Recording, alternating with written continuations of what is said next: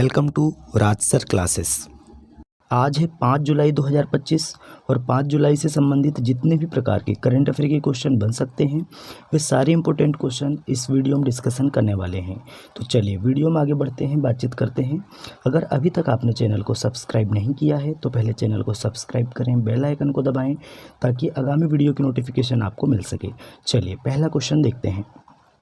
हाल ही में यूएसए स्वतंत्रता दिवस कब मनाया गया? मोस्ट इम्पोर्टेंट क्वेश्चन है, कई बार एग्ज़ाम में पूछा गया है, इसलिए ये आपको बहुत अच्छे से ध्यान रखना है। तो दोस्तों ये 4 जुलाई को है ना, 4 जुलाई को यूएसए स्वतंत्रता दिवस मनाया गया है, ये आपको ध्यान रखना है। अच्छा, क्यों मनाया गया है? तो 4 जुलाई 1776 को ग्रेट ब्रिटेन के साम्राज्य से अमेरिका स्वतंत्र हुआ था, ये आपको ध्यान रखना है। कब स्वतंत्र हुआ था अमेरिका? तो 4 जुलाई 1776 को। मोस्ट इम्पोर्टेंट क्वेश्चन है, इसको आप छोड़िएगा नहीं तो बाद में बहुत दिक्कत हो जाएगी, है ना। चलिए इम्पोर्टेंट डे वाला क्वेश्चन है, कुछ दिवस देख लेते हैं। 1 जुलाई को डॉक्टर्स डे, सीए दिवस और जीएसटी दिवस मनाया गया। मतलब सीए मतलब चार्टर्ड अकाउंटेंट डे, है ना। चलिए 2 जुलाई को विश्व खेल पत्रकार दिवस मनाया गया। 3 जुलाई को अंतर्राष्ट्रीय प्लास्टिक बैग मुक्त दिवस मनाया गया। इतना आपको ध्यान रखना है जुलाई मंथ के इम्पोर्टेंट डे के बारे में। चलिए नेक्स्ट क्वेश्चन देखते हैं। हाल ही में किसे राष्ट्रमंडल शांति राजदूत चुना गया है? तो किसे चुना गया है दोस्तों शांति राजदूत राष्ट्रमंडल का? तो सुकन्या सोनोवाल। किसे चुना गया है? Sukanya Sonowal. Option number C right answer हो जाएगा। ये हैं सुकन्या सोनोवाल और इन्हीं को राष्ट्रमंडल शांति राजदूत चुना गया है। और ये कहाँ की हैं? तो ये असम के लखीमपुर ज़िले की निवासी हैं, है ना। असम के लखीमपुर ज़िले की मूल निवासी हैं सुकन्या सोनोवाल। बात करते हैं कुछ नियुक्तियों की।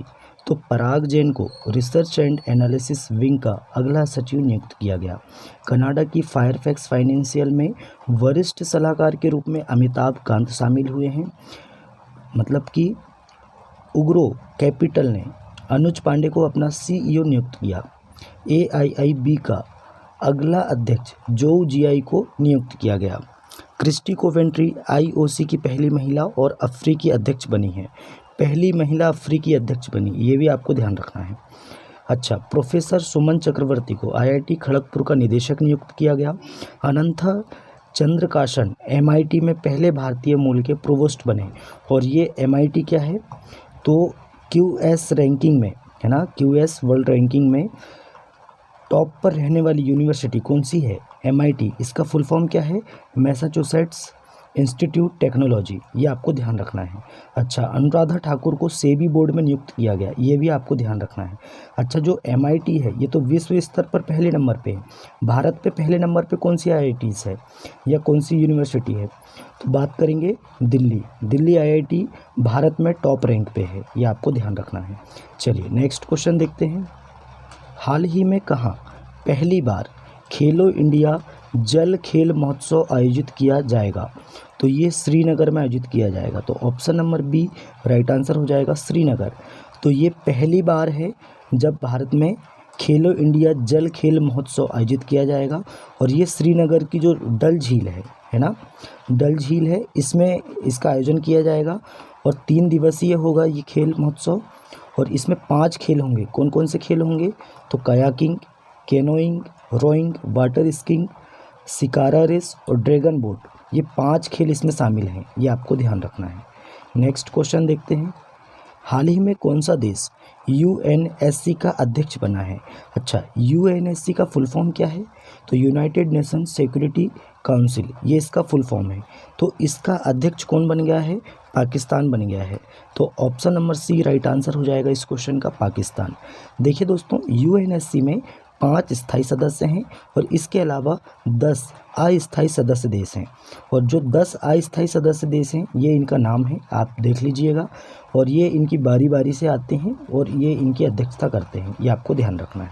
चलिए पाकिस्तान की बात करते हैं। ये रहा मैप में पाकिस्तान, अपने इंडिया से लगा हुआ है ना। आप सभी जानते ही हैं पाकिस्तान के बारे में। तो चलिए बात करते हैं, कैपिटल क्या है पाकिस्तान की? इस्लामाबाद है। करेंसी है पाकिस्तानी रुपया। प्राइम मिनिस्टर हैं शहबाज शरीफ और राष्ट्रपति कौन है? आसिफ अली जरदारी। अच्छा, पाकिस्तान में इस वर्ष का पोलियो का 13वां मामला दर्ज किया गया। ट्रंप परिवार ने पाकिस्तान के साथ संदिग्ध क्रिप्टो सौदा किया। कशिश चौधरी को पाकिस्तान के बलूचिस्तान में पहली हिंदू महिला सहायक आयुक्त नियुक्त किया गया। किसे? कशिश चौधरी को। अच्छा, चीन ने पाकिस्तान को अत्याधुनिक हथियारों और सेंसरों से लैस दूसरी नई पनडुब्बी सौंपी है। पाकिस्तान चीन के चांग A8 चंद्र मिशन में शामिल हुआ है। फीफा ने पाकिस्तान के फुटबॉल महासंघ को निलंबित कर दिया और संयुक्त राष्ट्र सुरक्षा परिषद में अस्थायी सदस्य के रूप में पाकिस्तान शामिल हुआ। इतना फैक्ट आपको ध्यान रखना है पाकिस्तान के बारे में। नेक्स्ट क्वेश्चन देखते हैं। हाल ही में कौन अफगानिस्तान की तालिबान सरकार को मान्यता देने वाला पहला देश बन गया है? तो अफगानिस्तान में आप सभी जानते हैं तालिबान सरकार का अभी कब्जा है। तो तालिबान सरकार को मान्यता देने वाला पहला देश ये रूस बन गया है। तो ऑप्शन नंबर बी रूस राइट आंसर हो जाएगा। अच्छा, ये कैसे हुआ, कैसे पता चला कि अफगानिस्तान की जो तालिबान सरकार है उसको रूस ने मान्यता दी है? तो रूस ने अफगानिस्तान के जो नए राजदूत हैं, है ना, रूस ने अफगानिस्तान के नए राजदूत के परिचय पत्र स्वीकार कर लिए हैं, जिससे वह देश की तालिबान सरकार को मान्यता देने वाला पहला देश बन गया है। ये आपको ध्यान रखना है।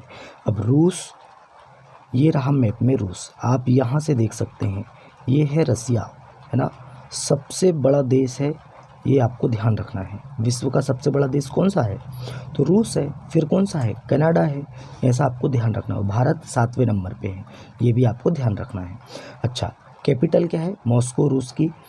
अच्छा, करेंसी है रशियन रूबल। और राष्ट्रपति कौन है? आप सभी जानते हैं व्लादिमीर पुतिन है। कौन है? Vladimir Putin. बात करते हैं रूस की। रूस ईरान में 8 परमाणु संयंत्र बनाएगा। रूस ने अंतरिक्ष स्टेशन से UAV लॉन्च करने की तकनीक का पेटेंट कराया। अच्छा, भारत और रूस ने अपने राजनयिक संबंधों की 78वीं वर्षगांठ मनाई है। भारत और रूस के बीच नौसैनिक अभ्यास इंद्र 2025 हुआ है। भारत ने T-72 टैंकों के इंजन की आपूर्ति के लिए रूस की फर्म के साथ हस्ताक्षर किए। रूस ने रोसकॉसमोस के नए प्रमुख के रूप में दिमित्री बकानोव को नियुक्त किया है। रूस ने बेलारूस में अपनी पहली ओरेस्निक मिसाइल प्रणाली तैनात करने का निश्चय किया। और रूसी टेनिस खिलाड़ी हैं दानिल सावलेव को डोपिंग नियमों का उल्लंघन करने के लिए 2 साल का निलंबन कर दिया है। डोपिंग ये क्या है? जैसे कि जो खिलाड़ी ड्रग्स लेते हैं, है ना, नशे वाली जो चीज़ें यूज़ करते हैं, उसके कारण उनको निलंबित कर दिया जाता है। ये आपको ध्यान रखना है। चलिए नेक्स्ट क्वेश्चन देखते हैं। हाल ही में भारतीय नौसेना की पहली महिला फाइटर पायलट कौन बनी है? ये क्वेश्चन मोस्ट इम्पोर्टेंट है और अभी आगामी एग्ज़ाम NTPC आने वाला है, इसमें ये क्वेश्चन पूछा जाएगा। 100% आप लिख कर ले लीजिए, देख लीजिएगा आप। भारतीय नौसेना की पहली महिला फाइटर पायलट कौन बनी? तो कौन बनी है दोस्तों? आस्था पूनिया बनी है। तो option number B right answer हो जाएगा। ये आप देख सकते हैं, ये है आस्था पूनिया और ये भारतीय नौसेना की पहली महिला फाइटर पायलट बनी है। हम बार बार बोल रहे हैं, जो क्वेश्चन इम्पोर्टेंट है वो आपको ध्यान रखना ही रखना है, ये आपको ध्यान रखना है। चलिए बात करते हैं नेक्स्ट क्वेश्चन की। किस देश के वैज्ञानिकों ने सूक्ष्म स्तर पर विषाक्त सल्फर डाइऑक्साइड का पता लगाने के लिए पॉकेट आकार का सेंसर विकसित किया है? तो ये अपने देश भारत के वैज्ञानिकों ने किया है। तो option number B right answer हो जाएगा भारत। अब अपना देश भारत के वैज्ञानिकों ने किया है, तो भारत ने 5 वर्ष से कम उम्र के बच्चों की मृत्यु दर में 78% की कमी दर्ज की है। World police and fire games 2029 की मेजबानी भारत करेगा। भारत पहली बार वैश्विक सतत विकास लक्ष्य रैंकिंग में शीर्ष 100 देशों में शामिल हुआ है। जलवायु परिवर्तन प्रदर्शन सूचकांक 2025 में भारत 10वें स्थान पर रहा। प्रथम 3 स्थान रिक्त रहे हैं, ये भी आपको ध्यान रखना है। भारत अंतर्राष्ट्रीय प्रशासनिक विज्ञान संस्थान का अध्यक्ष बना है और भारत नॉर्वे के साथ मिलकर पहला ध्रुवीय अनुसंधान पोत बनाएगा। जर्मनी के सुहेल में आयोजित 2025 ISSF जूनियर विश्व कप में पदक तालिका में भारत टॉप पर रहा, ये आपको ध्यान रखना है। भारत ने दुनिया की सबसे हाई रिजोल्यूशन वाली मौसम पूर्वानुमान प्रणाली BFS लॉन्च की है। इतना फैक्ट आपको अपने देश भारत के बारे में ध्यान रखना है। नए क्वेश्चन है, हाल ही में प्रधानमंत्री मोदी जी ने किस देश के प्रधानमंत्री को राम मंदिर की प्रतिकृति उपहार में भेंट की है? तो हमारे जो प्रधानमंत्री मोदी जी हैं वो अभी त्रिनिदाद और टोबैगो देश की यात्रा पर गए हैं और यहाँ पे जो प्रधानमंत्री हैं कहाँ के, त्रिनिदाद और टोबैगो के, कौन है? कमला प्रसाद बिस्नेर। कौन है? कमला प्रसाद बिस्नेर। मोस्ट इम्पोर्टेंट, आपको ध्यान रखना ही पड़ेगा। तो कमला प्रसाद बिस्नेर जी हैं, बिसेसर, माफ़ी चाहते हैं, कमला प्रसाद बिसेसर यहाँ के प्रधानमंत्री हैं त्रिनिदाद और टोबैगो के। तो हमारे जो प्रधानमंत्री हैं श्री नरेंद्र मोदी जी, ये त्रिनिदाद और टोबैगो की यात्रा पर गए हैं और यहाँ पे जो प्रधानमंत्री हैं कमला प्रसाद बिसेसर, इनको महाकुंभ से संगम और सरयू नदी का पवित्र जल और राम मंदिर की प्रतिकृति इनको भेंट की है। और इसी के साथ ही प्रधानमंत्री मोदी जी को त्रिनिदाद और टोबैगो का सर्वोच्च नागरिक सम्मान मिला है। ये 25वें नंबर का सर्वोच्च नागरिक सम्मान है। हमने कल आपको पढ़ाए थे कि मोदी जी को 24 विदेशी सर्वोच्च नागरिक सम्मान मिल चुके हैं और ये 25वां हो गया है।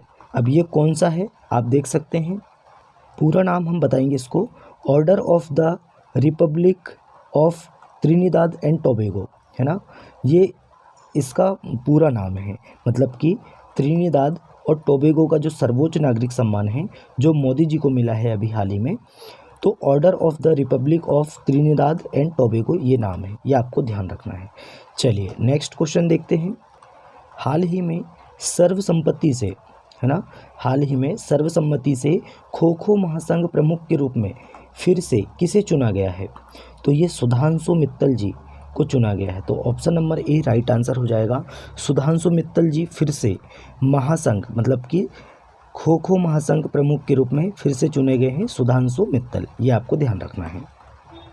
नए क्वेश्चन है, हाल ही में यूपी इंटरनेशनल ट्रेड शो 2025 का आयोजन कहाँ किया जाएगा? तो ये कहाँ किया जाएगा? ग्रेटर नोएडा। ये कहाँ पे पड़ता है? उत्तर प्रदेश में पड़ता है। तो यूपी इंटरनेशनल ट्रेड शो 2025 का तीसरा संस्करण ग्रेटर नोएडा में 25 से 29 सितंबर तक आयोजित किया जाएगा। कब से कब तक?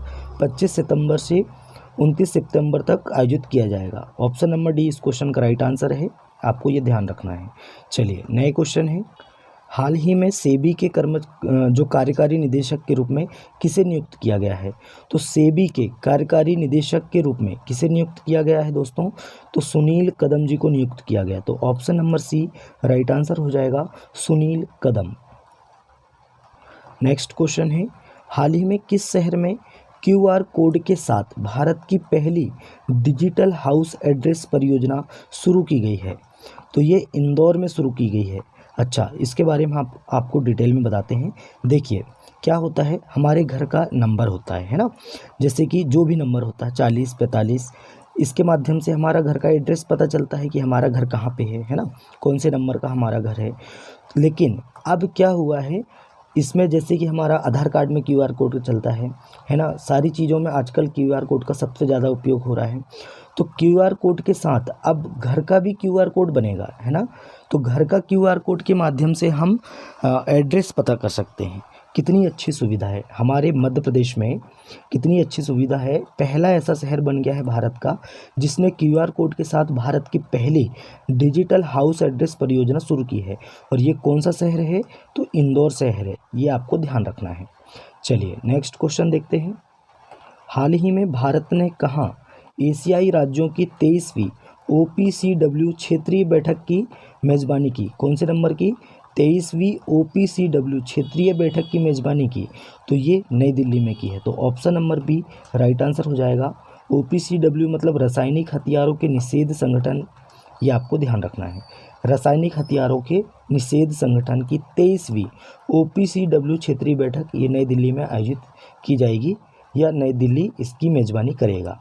चलिए नए क्वेश्चन है, हाल ही में फैमिली एडॉप्शन प्रोग्राम में टीबी स्क्रीनिंग को एकीकृत करने वाला भारत का पहला राज्य कौन सा बना है?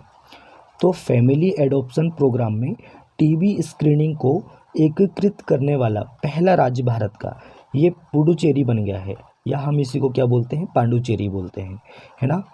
चलिए बात करते हैं नेक्स्ट क्वेश्चन की, तो हमारा आज का लास्ट क्वेश्चन है, हाल ही में सेल ने वैश्विक उपस्थिति को मजबूत करने के लिए किस शहर में प्रतिनिधि कार्यालय का उद्घाटन किया? तो ये दुबई में किया है ना। तो option number B right answer हो जाएगा, दुबई। तो दोस्तों आज का हमारा करंट अफेयर यहीं समाप्त होता है। वीडियो कैसा लगा कमेंट करके बताएं। अपने दोस्तों में ज़्यादा से ज़्यादा वीडियो को शेयर करें, लाइक करें और चैनल को सब्सक्राइब करें। चलिए मिलते हैं तब तक के लिए नए वीडियो में। जय हिंद, जय भारत।